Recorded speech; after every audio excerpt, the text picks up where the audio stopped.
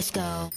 Hey everyone, and welcome back or welcome to my channel. Today's topic will be an artist spotlight on the underdogs of the newest generation of K-pop and who I've been vibing to a lot too, Kiss of Life. Debuting in S2 Entertainment on July 5th, they've definitely topped my ranking for best title tracks of 2023, with each member getting a solo single before their debut era, leading up to their debut release. Kiss of Life are really doing things differently from the expectations of a group under a small company. Plus, add to the fact that the CEO was an original founder of Cube Entertainment, and that just sounds like they're gonna be in good hands. However, they actually had another girl group in the form of Hot Issue that debuted before disbanding a few days shy from their 1-year anniversary in 2022. Despite major red flags after that whole disbandment situation, I still actually think that things should relatively go well for Kiss of Life. As a result, the plan is to talk about these differences between the two groups in order to explain why we shouldn't worry too much based on S2's history with Hot Issue. But yeah, before I start, I'd appreciate it if you could like and subscribe to my channel. Without further ado, let's start off with our first difference.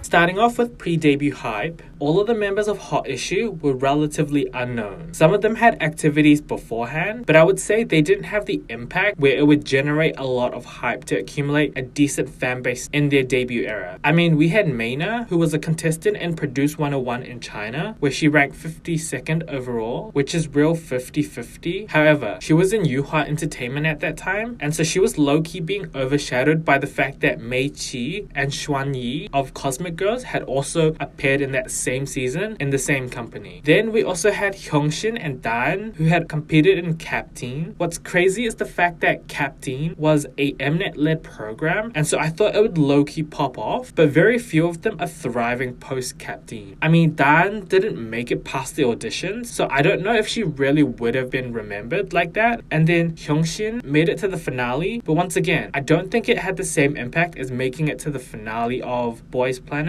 or Girls Planet. This differs from Kiss of Life, who had Natty compete in 2 survival programs, making it to the finale in both shows. These shows would produce twice and from S9, which low-key gave her the association to these two groups as almost being members. She would then sign with Swing Entertainment to debut solo, which didn't pop off like that, but she was still able to keep herself in the spotlight up until her re-debut. Natty would really be the only one to properly have pre-debut activities, but like how Natty got association to JYP twice for being on 16, Julie and Belle would also generate hype following similar situations. Julie did this through her association to YG's The Black Label, and then Belle for being in SM, but also having credits to some releases from many popular artists like Le Seraphim and Purple Kiss. Like, that's just more legitness added to the group's name and hype.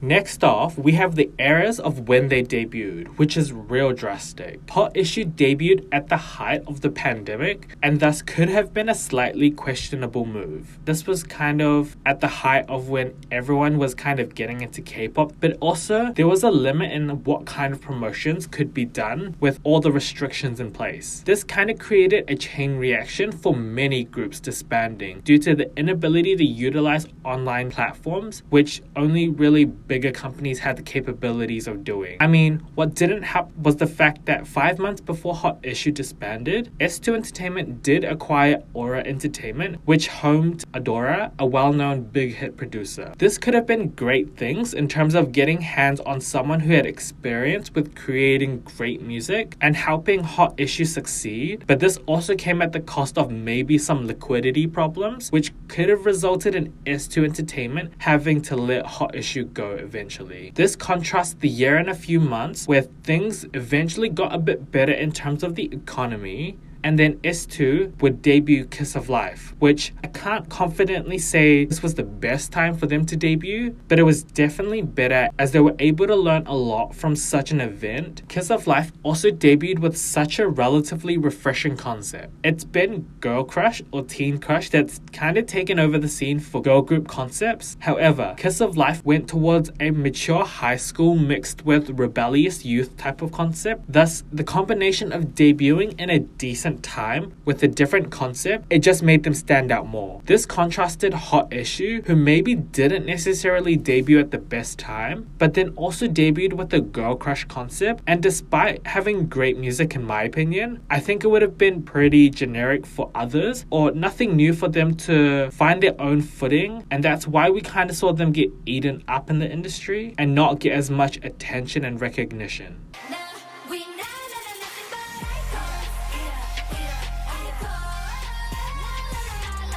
This is going to be a smaller section just because I feel like this might be my weakest point, because I truly don't know the impacts of this, but I've used G-Idol as a reference to kind of explain this point. But yeah, all of the members of Kiss of Life have different writing and composing credits sprinkled throughout their first mini album. Plus, we know of Belle's history in writing and composing for Purple Kiss, Neon, and even Le Serafim's title track, Unforgiven. Like, the fact that the company allows them to do this, firstly, is amazing, but also I want to say that it does cut a bit of cost in actually finding writers and composers. This is where that G-Idol referencing happens, because when compared with the other female groups within Cube, G-Idol has been mostly involved in creating their own music, and thus it allowed them to be a bit more active, but also cut cost in music making in order to invest in other aspects like their music videos and promotions. This is not the only factor, but it is one of many, and thus can kind of explain why the other Cube girl groups were slower at coming back. I mean, even G-Idol's debut kept getting delayed because Cube couldn't find them a song. All this to say, Hot Issue did have writing, composing, and arrangement credits for only one of their B-side songs from two of the members. But for the most part, I feel like they had to rely more on outside teams to create their music, which is kind of the norm for the industry. But when you factor in the whole being a small company and then not having enough interest to make back initial investments, then it becomes a slippery slope of music being created, like for the comeback that was supposed to happen for Hot Issue. However, the real question becomes, would giving them music be essentially trying to make fetch happen? Like, unfortunately, even if you throw more comebacks at Hot Issue, will they generate enough hype for S2 Entertainment to feel comfortable in continuing their group activities? Top question.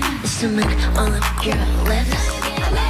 It's so sweet. Finally, we have a clear factor that gets thrown around as an indicator for success. I know I always say that album sales is not the only indicator for how popular you are, because there are so many other factors that play into that. However, at the end of the day, album sales tend to be the moneymaker that allows the group to enter this whole cycle of making money, then reinvesting it to make comebacks, and then following that same loop without the company needing to take out more debt to continue the group. That's basic business 101 for how to maintain a group without too much risks. And so being in a small company doesn't help, because there's even more risk and pressure for the groups to do well, or it'll kind of be in vain with so much losses on both sides. That's kind of why more flack is placed on the CEO, as they need to find that balance of letting them marinate in some kind of starting ground to be built up, but then also at what point is it too much and now they should just kind of call it quit and cut their losses, because at the end of the day, not all K-pop groups will be able to get a piece of that K-pop pie. K-pop groups are essentially investments, and so despite how dehumanizing this might sound, this kind of explains a bit about the whole Hot Issue situation, as their album sales were alright, but not enough to thrive. Kiss of Life, on the other hand, achieved relatively similar numbers to Hot Issue, but still a bit better. And then to add to that, they've also been able to attract more interest to the point where even after the initial first week, they're still racking in a decent amount of album sales to now reach around 20,000 Korean sales. Final thoughts. Based on these different factors, I can't say for certain Kiss of Life will survive amazingly, because things can always switch up, but with another comeback set to happen in November, I'm feeling a bit more hopeful that we're going to be fed